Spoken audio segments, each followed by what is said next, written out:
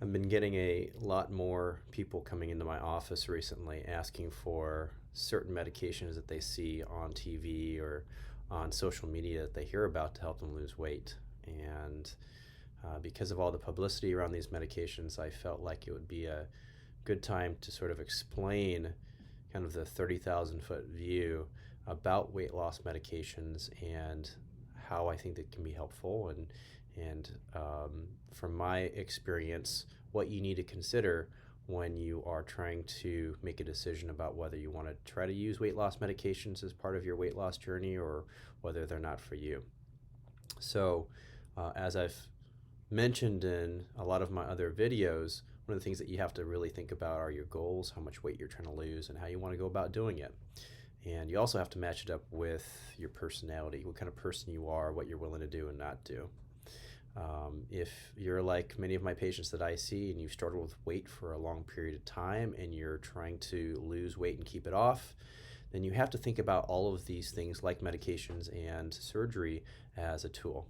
So to lose weight and to do it in a sustainable fashion so that you have less of a chance of it coming back, you also have to be in the business of behavior modification. And a lot of people that are looking for a quick fix, whether it's through medications or surgery, they don't really understand that. And one of the things that we have to do is teach that concept as they're going through a program.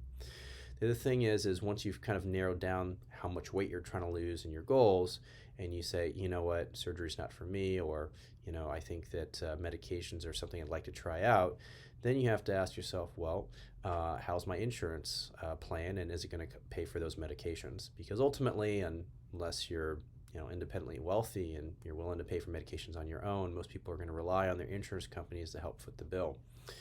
And to some degree or another, weight loss medications have been around for 50 plus years. So some of the older medications, which still work pretty well, are essentially covered by pretty much every major insurance.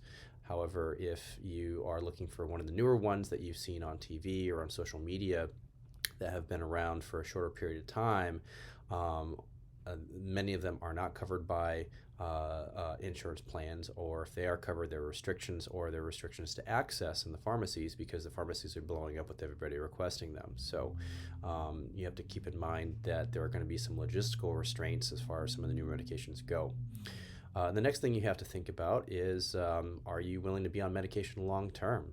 Are you willing to do pills or injections for a long period of time?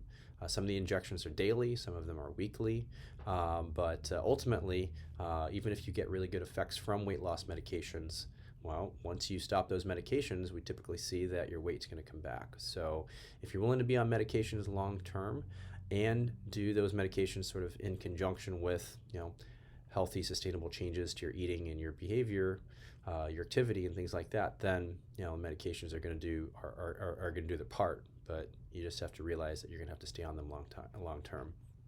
Even the best medications are going to get you down about 15% of your total body weight. So obviously that's an average. If you look at the studies that have been evaluated in the medical literature by the FDA, some people lose more, some people lose less. I've got people that are losing well over 20% of their total body weight with the newer medications. But the average with the newer medications is around 15% of your total body weight. So, and again, it's all done in conjunction with healthy eating and a structured exercise program. So, some of the older medications that have been around longer that maybe are covered by more insurance plans, maybe that you won't be able to lose as much weight with them. The average, for example, with phentermine is somewhere in the 7 to 10% range. But some of your newer medications like Wegovy, you're going to lose, around 15% or so. So if you really hit it hard and you crush it, you have a higher likelihood of losing more weight.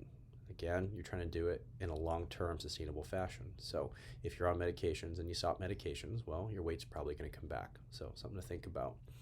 Also realize that medications are going to come with side effects, right? So, if you buy something even over the counter and you look at the back of the packaging, it's going to have a million different side effects that can potentially occur. And no, not necessarily going to happen to you, but some people can get side effects. Some of them can be very mild, some of them can be very severe.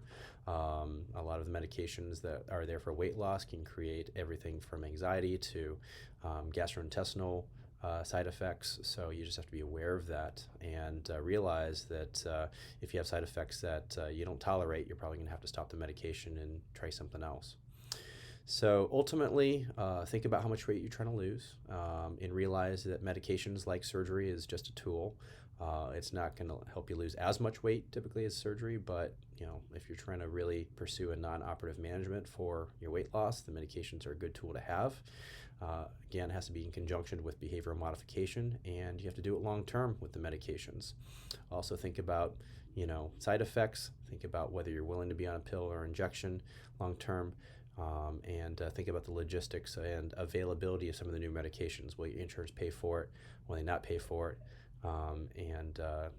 So those are all considerations that I'm happy to talk to you about if you make an appointment to see me in the office, and we can go over these things together.